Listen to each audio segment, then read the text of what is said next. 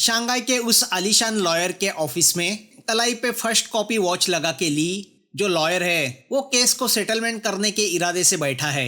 सामने बैठी औरत का बेटा कार एक्सीडेंट में घायल हुआ था। लड़का ली के क्लाइंट की कंपनी में काम करता था। ऑन ड्यूटी ये हादसा हुआ था तो औरत कॉम्पनसेशन चाहती है। औरत का वकील ली के क्लाइंट से कॉम्पनसेशन की तौर पे 1.3 मिलियन की मांग करता है। ली उस औरत को अपनी बातों में उलझा देता है और सीधा कोर्ट में मिलने की धमकी देता है। ली का रोब और आलीशान ऑफिस देख के औरत पहले से सहमी हुई है। ली वकील से कहता है कि वो 3 लाख युआन से ज्यादा पैसे दे नहीं सकता। पैसे ले लो या कोर्ट में लड़ते हैं। डर के मारे वो औरत लीगल पेपर साइन करके केस विड्रॉ करती है। बाद में पता चलता है ना वो ऑफिस ली का था ना ही ली इतना बड़ा लॉयर है। दूसरों के ऑफिस में चोरी छुपे वो इसी तरह से अपने काम कर लेता है। हाँ, मगर ली कमाल का ब्रिलियंट लॉयर है, इसमें कोई शक नहीं। वो इसी कोशिश में लगा है कि वो किसी बड़ी कंपनी का लीगल कंसल्टेंट बन जाए तो जीवन सफल हो जाए। मगर बड़े बिजनेसमैन यही सोचते हैं कि ली की औकात छोटी केसेस लड़ने की ही है तो वो सिर्फ इसी काम के लिए ली को इस्तेमाल करते हैं। बेचारे ली की तकदीर उसे साथ नहीं दे रही। दरअसल इस फटीचर ली का ऑफिस एक गरीब बस्ती में है। वही आसपास के छोटे मोटे लोगों की केसेस लड़के वो गुजारा कर रहा है। कई एनजीओ वाले जिनका बजट नहीं होता वो ली के क्लाइंट है। ली के ऑफिस में एक ही असिस्टेंट है, टेंगो, जो लॉ का स्टूडेंट है और पिछली 2 बार एग्जाम में फेल हुआ है। भले क्लाइंट कितना भी गरीब क्यों ना हो, ली अपने पैसे नहीं छोड़ता। ली की यही बात टेंगो को पसंद नहीं आती। ली उससे कहता है अगर घोड़ा घास से दोस्ती करेगा तो खाएगा क्या। टेंगो चाहता है कम से कम ली घड़ी तो ओरिजिनल पहने। एक दिन ली कोर्ट से घर जा रहा होता है कि शुमिन नाम की एक गूंगी लड़की उसके पास आके साइन लैंग्वेज में उससे कहती है कि उसके भाई को पुलिस ने अरेस्ट किया है तो वो उसकी मदद करे। ली साइन लैंग्वेज को अच्छी तरह जानता है। वो लड़की ली को जमा किए हुए पैसे देते हुए विनती करती है कि वो उसके भाई को बचाए। ली उससे कहता है मेरी फीस बहुत ज्यादा है, तुम अफोर्ड नहीं कर पाओगी, तो वो उसे किसी और वकील के पास जाने कहता है। शुमिन इमोशनल होकर ली से कहती है जहाँ तुम्हारा बचपन गुजरा है मैं भी उसी बस्ती में रहती हूँ, हम दोनों एक ही है। ली उससे कहता है हम दोनों एक नहीं है, मैं बोल सकता हूँ तुम नहीं। ली की बातों से शुमिन हर्ट होती है। शाम को एक बहुत बड़ा एडवोकेट रोशन उसे क्लब में बुलाता है। वो ली को बड़े बड़े लोगों से मिलवा के रोब जमाता है। फिर रोशन ली को उस शुमिन का केस लड़ने कहता है जो सुबह ली को मिली थी। रोशन बताता है दोनों भाई बहन गूंगे बहरे हैं। उन्होंने किसी फाइनेंस कंपनी के पास अपना घर गिरवी रखा था मगर वो पैसे वापस कर नहीं पाए तो कंपनी का आदमी घर खाली करवाने आया। हाथापाई में भाई के हाथों उस आदमी की हत्या हुई। कैमरा में ये सब रिकॉर्ड हुआ जिसके बलबूते पे भाई को यानी मोशिन को 5 साल की सजा हो सकती है। रोशन चाहता है कि ली मोशिन की तरफ से केस लड़के उसे कम से कम सजा दिलवाए। क्योंकि क्लाइंट गूंगा है और ली साइन की भाषा जानता है तो वो एक केस आसानी से लड़ सकता है। ली अंदर से तो ये काम करना नहीं चाहता मगर इतने बड़े वकील को ना कैसे कहे। ली इसी लालच में काम करने को तैयार होता है कि इसी बहाने उसे रोशन जैसे बड़े वकील के सर्कल में एंट्री मिल जाएगी। ली गरीब माहौल से तंग आ चुका है। उसका बचपन इसी गरीबी में गुजरा। उसके डैडी भी गूंगे बहरे थे। लोगों के डोनेशन पे उसकी पढ़ाई हुई। वो इस माहौल से निकलना चाहता है तो ली मोशिन का केस लड़ने को तैयार होता है। अब हमारे सामने आता है जिनसो जो फाइनेंस स्कीम चलाता है। लोग उसकी स्कीम में पैसे लगाते हैं, वो उन्हें अच्छे रिटर्न्स देता है। लोगों का उस पर काफी भरोसा है। यहाँ अगले दिन ली उस गूंगे बहरों की बस्ती में जाता है जो टॉय फैक्ट्री के नाम से जानी जाती है और जो शहर के बीचों बीच है। ली का बचपन इसी मोहल्ले में गुजरा। उसके डैडी अभी भी यहीं पे रहते हैं। जिनसो के एजेंट अपनी स्कीम को इसी बस्ती में रहने वाले लोगों को बेचने की कोशिश करते हुए दिखाई देते हैं। वहीं पे एक शॉप वाला है जिमो जो बचपन से ली का हमदर्द रह चुका है। वो ली को बहुत पसंद करता है। ली जिमो से शुमिन के बारे में पूछता है तो पता चलता है शुमिन मॉल रोड पे मिलेगी। वहां पड़े जिनसो के पैम्पलेट को देख के ली जिमो से कहता है कि वो गलती से भी ऐसी स्कीम में पैसे इन्वेस्ट ना करे। अब बस्ती में आया हूँ तो डैडी से मिलता चलूं, यही सोच के ली अपने डैडी के घर जाता है। ली की माँ को मरे काफी अरसा हुआ है। ली और उसके डैडी के बीच अच्छे संबंध नहीं है। डैडी को गुस्सा है कि उनका बेटा इस उम्र में उन्हें अकेला छोड़ के चला गया। मगर ली इस बस्ती से दूर रहना चाहता है और अपने डिसेबल डैडी से भी, क्योंकि वो ये बात अभी तक नहीं भूला कि स्कूल में उसे इस बात से चिढ़ाया जाता था कि वो गूंगे का लड़का है। ली अपने डैडी के अकाउंट में कुछ पैसे ट्रांसफर करके वहां से निकल जाता है। वो मॉल रोड पहुंचता है तो देखता है कुछ लड़के शुमिन को बुली करके उसकी बैग चुरा के भाग रहे हैं। शुमिन आसपास जमा हुए लोगों के सामने रोने की एक्टिंग करती है। तरस खा के वो लोग गुंगी शुमिन को कुछ पैसे देते हैं। फिर शुमिन मॉल की पिछली वाली गली में जाके लोगों से जमा किए हुए पैसे उन बुली करने वाले लड़कों से शेयर करती है। ये शुमिन का रोज का धंधा है। अपने गुंगे होने का फायदा उठा के वो इसी तरह इमोशनल नाटक खेल के पैसे कमाती है। ली शुमिन का ये सब नाटक मोबाइल पे रिकॉर्ड करता है। शुमिन ली से कहती है, तुम्हारी फीस जमा करने के लिए मैं ये सब नौटंकी कर रही हूँ। ली उससे कहता है, मैं तुम्हारे भाई का केस फ्री में लड़ूंगा, मुझे सरकार ने उसके लिए अपॉइंट किया है। ली शुमिन का नंबर लेने जाता है तो वही मौका देख के शुमिन उसका मोबाइल चुरा के भागती है और उसके मोबाइल से वो वीडियो डिलीट करती है जो ली ने अभी अभी शूट किया था। फिर वो मोबाइल को पानी में फेंक देती है। शुमिन की इस हरकत से ली काफी गुस्सा होता है। अगले दिन वो मोशिन से मिलने जेल जाता है और उससे हादसे के बारे में जानने की कोशिश करता है। मोशिन बताता है, पैसे न चुकाने की वजह से फाइनेंस कंपनी का आदमी उनकी रूम खाली कराने आया था। जिस बात पर उस आदमी की और शुमिन की हाथापाई हुई, उस आदमी ने बड़ी बेरहमी से शुमिन को सीढ़ियों से नीचे धकेला और वो उसे पीटने लगा। मेरी कुछ समझ में नहीं आया तो मैंने वही पड़ी कैंची उठाई और उस आदमी के पेट में भोंक दी। ली जानता है कि जिनसो के स्कीम में पैसे इन्वेस्ट करने के लिए मोशिन ने अपने घर को गिरवी रखा। मोशिन बताता है कि यह आइडिया उसे जिनसो ने ही दिया था। जिनसो का कहना था कि 2 महीने में वो अपना घर छुड़ा लेगा, मगर मार्केट डाउन होने का कारण बता के इन्वेस्टमेंट के पैसे भी कम देने लगा। मोशिन बताता है वो उन पैसों से उसकी बहन शुमिन की एडमिशन कॉलेज में करवाना चाहता था। यहाँ जिनसो अपनी स्कीम को टॉय फैक्ट्री में रहने वाले बाकी गरीब लोगों को बेचना जारी रखता है। बेचारे गरीब लोग पैसे के लालच में उसकी जालसाजी में आ जाते हैं और उसकी स्कीम में पैसे लगाने के लिए अपने घर जिनसो ने बताई हुई फाइनेंस कंपनी के पास गिरवी रखना शुरू करते हैं। यहाँ ली मोशिन के हाथों हुई हत्या का वीडियो देखता है। वो जानता है कि इस वीडियो को देख के कोर्ट मोशिन को 5 साल की सजा जरूर देगी। सब सबूत मोशिन के खिलाफ है। तभी उसे दिखता है कि रूम के अंदर से कोई औरत मोबाइल पे इस वाकया को शूट कर रही है। वो उस जिनल नाम की औरत के घर जाके उसे वो वीडियो देने कहता है, मगर जिनल डर के मारे मना करती है। उसे किसी लफड़े में नहीं पड़ना। टैंगो को तहकीकात से पता चलता है कि जिनसो के कहने पे गरीब लोग जिस फाइनेंस कंपनी के पास घर गिरवी रखते हैं, दरअसल वो कंपनी भी जिनसो ही कंट्रोल करता है। वो फाइनेंस कंपनी इन गरीब लोगों के घर पे कब्जा करती है। इस तरह जिनसो को बहुत सस्ते में प्राइम जगह प्रॉपर्टी मिल जाती है।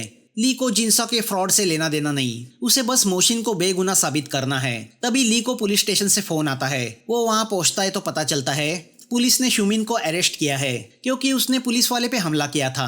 ली शुमिन से पूछता है कि क्या तुम भी तुम्हारे भाई के साथ जेल जाना चाहती हो। ली पुलिस वाले को कैसे पैसे समझा के शुमिन को छुड़ाता है। फिर वो उसे घर छोड़ता है, मगर जब वो वहाँ से निकलता है तो कुछ गुंडे उसका पीछा करते हैं। ली उनसे बच के भागता है। अगले दिन ली को किसी तरह वो दूसरे एंगल वाला वीडियो मिल जाता है। अब ली शुमिन के साथ कोर्ट पहुंच जाता है क्योंकि आज से मोशिन का केस कोर्ट में शुरू होगा। आरोपी की तरफ से बताया जाता है कि वो मोशिन के घर लोन का हफ्ता वसूल करने गए तो उसकी सिस्टर उनसे उलझ पड़ी, जिसमें शुमिन का बैलेंस गया।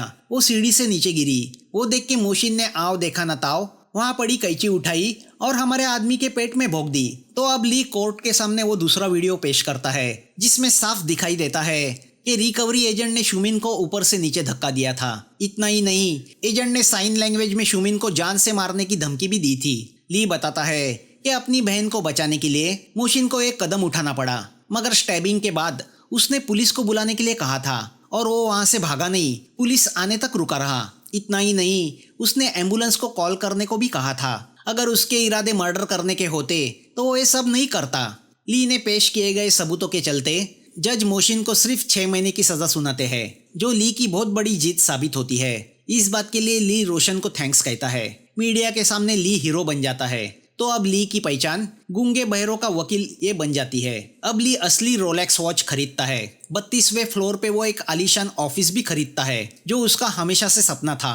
यह जिनसो की सेट सेल कंपनी अपने गूंगे इन्वेस्टर्स को एक बड़ी शिप पे इनवाइट करती है जहां उन्हें उनकी इन्वेस्टमेंट के बदले 40% रिटर्न्स दिए जाते हैं, जिससे सभी इन्वेस्टर खुश होते हैं। मगर एजेंट बड़ी चालाकी से उनसे कहती है कि अगर वो ये पैसे फिर से उनकी कंपनी में इन्वेस्ट करेंगे तो अगली बार उन्हें 60% रिटर्न्स मिलेंगे। पैसे के लालच में वो गरीब लोग मिले हुए पैसे फिर से सेट सेल कंपनी में इन्वेस्ट करते हैं। तो इसी कंपनी के फंक्शन में ली के कहने पे शुमिन को स्कॉलरशिप के तौर पे 2 लाख युआन मिलते हैं। मगर तभी शुमिन की नजर वहां लगाए बैनर पे जाती है जिस पर लिखा होता है सेट सेल फाइनेंस। ये वही कंपनी थी जिसने उसके साथ फ्रॉड करके उसे बेघर किया था, जिसकी वजह से उसका भाई जेल गया। वो देख के शुमिन बहुत गुस्सा होती है। ली उसके गुस्से को जान जाता है। वो उससे कहता है पिछला भूल जाओ और अपना स्वार्थ देखो, मगर शुमिन स्कॉलरशिप लेने से मना करते हुए गुस्से से वहां से चली जाती है। और यहाँ पता चलता है कि उस रात शुमिन के घर से निकलते वक्त जिनसो के गुंडे ली को पकड़ के जिनसो के पास ले गए थे।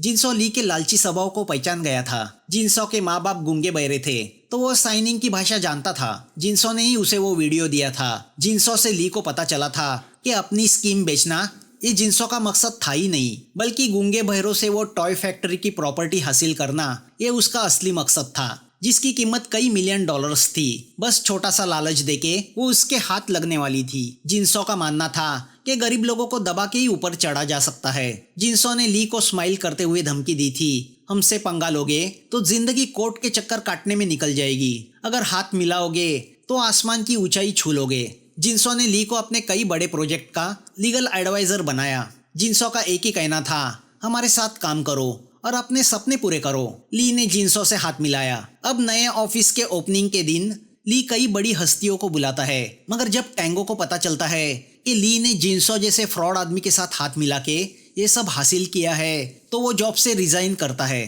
टैंगो अपने उसूलों का पक्का है। वो ली से कहता है, तुमने शुमिन का केस लड़के उसी को दाव पे लगाया और अपना ये सपना पूरा किया।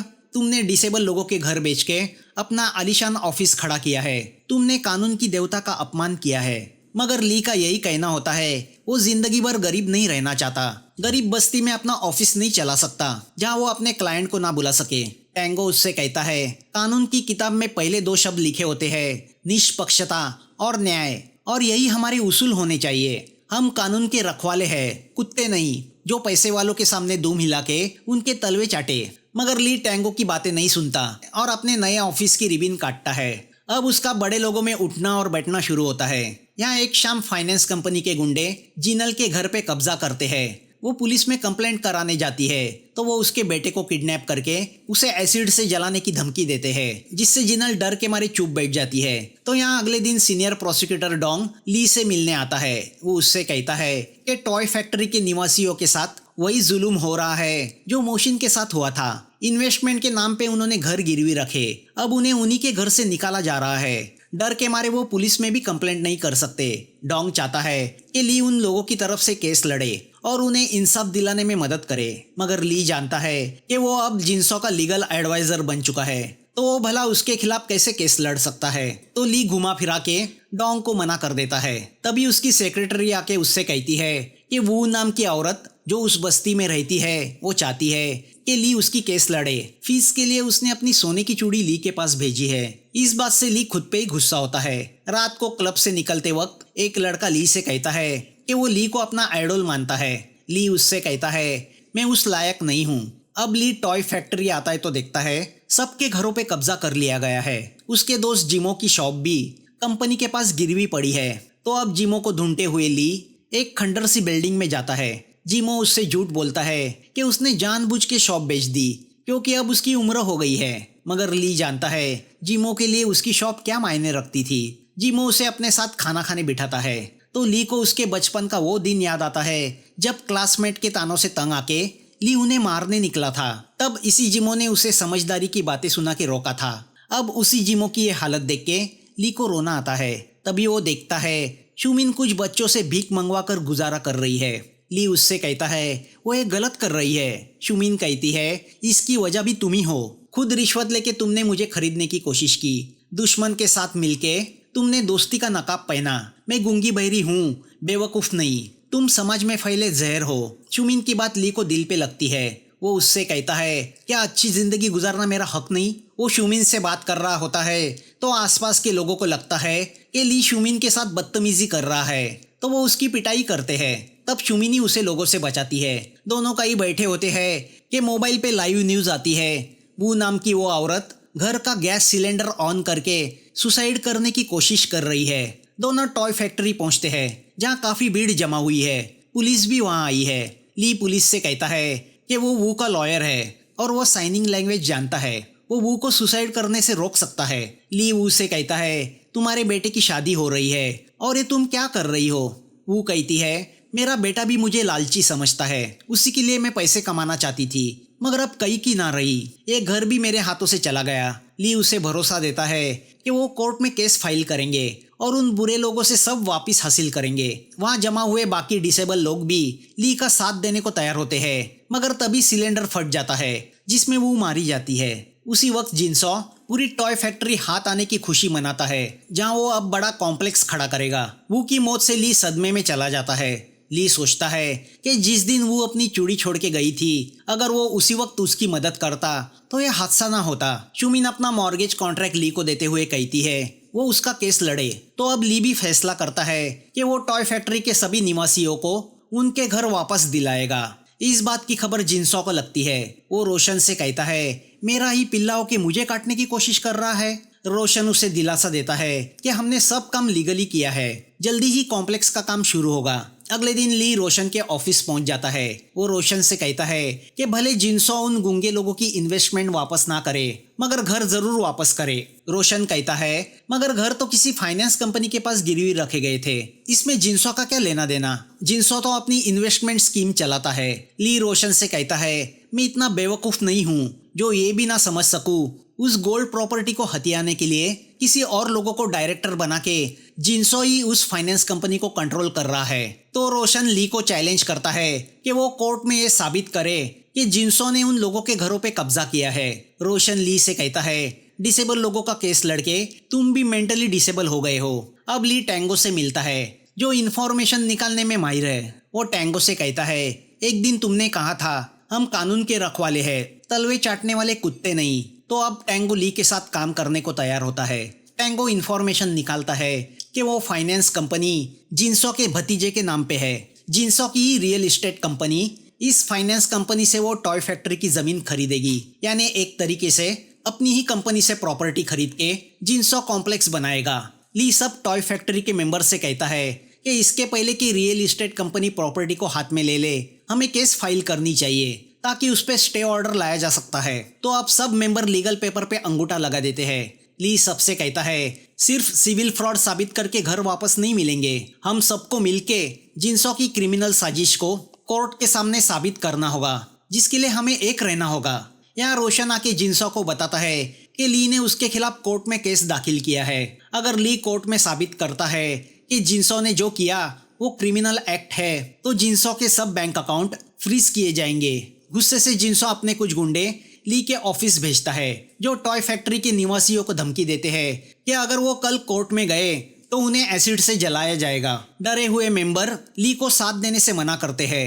ली, शुमिन और टैंगो सबको समझाने की कोशिश करते हैं, मगर सबका यही कहना होता है जान है तो जहान है। तभी जिनसो ली से मिलता है। वो उससे कहता है मैं उन लोगों की इन्वेस्टमेंट वापस करने को तैयार हूँ, मगर प्रॉपर्टी नहीं। अगर केस करोगे तो इन्वेस्टमेंट भी वापस नहीं मिलेगी। वो ली को एक कॉन्ट्रैक्ट पेपर्स देता है जिसमें लिखा होता है कि 1 मिलियन की सैलरी पे ली को जिनसो की कंपनी का लीगल एडवाइजर अपॉइंट किया जाता है, जो एक तरह की रिश्वत ही होती है। मगर ली मना करता है। जिनसो ली से कहता है इस लड़ाई से तुम्हारा ही नुकसान होगा। वो ली को धमकी देता है 32वें फ्लोर पे जाने को सालों लगते हैं, मगर वहां से नीचे आने को चंद कुछ सेकंड। यहाँ सब ली का साथ छोड़ के जाते हैं, मगर शुमिन साथ देने को तैयार होती है। ली उससे कहता है हम अकेले एक केस जीत के दिखाएंगे। अब कोर्ट में केस शुरू होता है। ली जज से कहता है मेरा क्लाइंट गूंगा और बहरा है, तो मैं साइन लैंग्वेज में भी बात करूंगा। ली चाहता है कि केस को लाइव ब्रॉडकास्ट किया जाए। जज परमिशन देता है। ली जज से कहता है कि वो मॉर्गेज के कॉन्ट्रैक्ट को रद्द कर दे, क्योंकि पैसे रिटर्न्स करने का लालच दिखा के जिनसो ने सब चाल चली थी। रोशन कहता है इन गरीब लोगों ने म्यूचुअल फंड के जो यूनिट खरीदे थे उनकी कीमत मार्केट तय करता है। जब मार्केट अच्छा था तब उन्हें प्रॉफिट मिला, आज मार्केट डाउन है तो लॉस हो रहा है। जब पैसे मिल रहे थे तब ये लोग नाच रहे थे, अब लॉस हुआ है तो प्रॉपर्टी वापस मांग रहे हैं। इन लोगों ने खुद अपने घर गिरवी रखे थे, हमने कोई जबरदस्ती नहीं की थी। ली कहता है मार्केट का गिरना और मेरे क्लाइंट के घर पे कब्जा करना ये सब पहले से तय था। रोशन कहता है अगर कोई लोन वापस नहीं करता तो गिरवी रखी प्रॉपर्टी पे कब्जा करना तो कानूनी बात है, और मार्केट का उठना गिरना हम तय नहीं करते। तो रोशन चाहता है कि ली जिनसो के फ्रॉड को लेके कोई ठोस सबूत पेश करे। तो अब ली जज के सामने वो कॉन्ट्रैक्ट पेपर्स रखता है जो पिछली रात जिनसो ने उसे दिए थे। जिसमें लिखा होता है कि ली को लीगल कंसल्टेंट के तौर पे अपॉइंट किया जाता है। ली जज से कहता है, मैं इन गरीब लोगों का केस ना लड़ूं, इसलिए इस जिनसो ने 1 मिलियन की सैलरी का लालच देके मुझे उसकी कंपनी का लीगल एडवाइजर बनाने की कोशिश की। गुंडे भेज के इन लोगों को डराया। ये सब वही करता है जो जानता है वो गलत है। स्कीम के नाम पे प्रॉपर्टी हड़पना यही जिनसो का असली मकसद था, क्योंकि ये लोग पहले भी अपनी प्रॉपर्टी बेचने से मना कर चुके हैं। ली की बातें सुन के कोर्ट में हड़बड़ी मच जाती है। तो अब रोशन कोर्ट से कहता है, जिनसो इन्वेस्ट किए हुए पैसे वापस देने को तैयार है, मगर प्रॉपर्टी से उसका कोई लेना देना नहीं। जज ली से पूछता है कि क्या उसे ये ऑफर मंजूर है। ली कहता है नहीं। तो अब ली टॉय फैक्ट्री के निवासियों ने बनाए प्रॉपर्टी के कॉन्ट्रैक्ट पेपर जज को देता है, जिसमें लिखा होता है कि वो अपने घर को सिर्फ इसलिए गिरवी रख रहे हैं क्योंकि वो जिनसो की स्कीम में पैसे इन्वेस्ट करना चाहते हैं, और इन कॉन्ट्रैक्ट पे जिनसो के भी सिग्नेचर है। इन कॉन्ट्रैक्ट में ये भी लिखा हुआ है कि अगर एक गरीब लोग पैसा वापस नहीं करते तो फाइनेंस कंपनी प्रॉपर्टी पे कब्जा करके उसे दूसरे को बेच सकती है, जो कि गलत क्लॉज है। इन्वेस्टमेंट से प्रॉपर्टी की कीमत कई ज़्यादा है। ये प्रॉपर्टी फिर से जिनसो की ही दूसरी कंपनी को बेची जाने वाली थी। इसे ऑर्गेनाइज क्राइम कहते हैं। रोशन जज से कहता है कि सिर्फ कॉन्ट्रैक्ट से क्या होता है, जिनके कॉन्ट्रैक्ट है वो कहाँ है। तो अब जज ली से कहता है कि कॉन्ट्रैक्ट की प्रामाणिकता को साबित करने के लिए उन टॉय फैक्ट्री के सभी मेंबर को कोर्ट में हाजिर होना पड़ेगा, मगर डरे हुए मेंबर कहाँ से आते। ली कोर्ट से कहता है, ये लड़ाई गरीब अमीर की नहीं, न्याय अन्याय की है। तो अब ली साइन लैंग्वेज में कैमरा के सामने कहता है, यही वक्त है उन गूंगे बहरों को आवाज उठाने का, वरना आगे भी जिनसो जैसे लोग उनकी आवाज को दबाते रहेंगे। मैं 1 मिलियन की रिश्वत ना लेकर उन गरीबों के लिए लड़ सकता हूँ, तो उन्हें भी हिम्मत जुटा के अपने हक के लिए लड़ना चाहिए। इस कोर्ट में आकर आप बीती बयान करनी चाहिए। उन्हें समझना चाहिए वो गूंगे नहीं, वो भी आवाज उठा सकते हैं। ली का ये लाइव बयान टॉय फैक्ट्री के वो सभी निवासी देखते हैं। ली के साइनिंग लैंग्वेज को समझ जाते हैं वो क्या कहना चाहता है। ली कहता है, इज्जत के साथ जीना है तो आवाज तो उठानी पड़ेगी, न्याय चाहिए तो डर को दूर रखना होगा, वरना जानवर और तुम में क्या फर्क है। ली का भाषण असर कर जाता है। यहाँ जज अपना फैसला सुनाने जाते हैं कि तभी टॉय फैक्ट्री के सभी मेंबर कोर्ट में हाजिर हो जाते हैं और जिनसो के खिलाफ गवाही देते हैं। जज जिनसो को अपराधी मानते हुए उसे आदेश देती है कि वो उन सभी गरीब लोगों के घर वापस कर दे, साथ ही इन्वेस्टमेंट के नाम पे लिए हुए पैसे भी।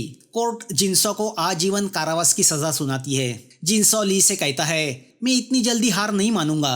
ली उससे कहता है, इतने साल तुमने गरीबों का खून चूसा, अब जेल के खटमल तुम्हारा खून चूसेंगे। जिनसो बयान देता है कि मैंने अपनी जिंदगी गूंगे बहरों के बीच बिताई, मुझे लगा इन्हें बेवकूफ़ बनाना आसान है, मगर आज पता चला जब ये गूंगे लोग आवाज़ उठाते हैं तो सारी दुनिया उन्हें सुनती है।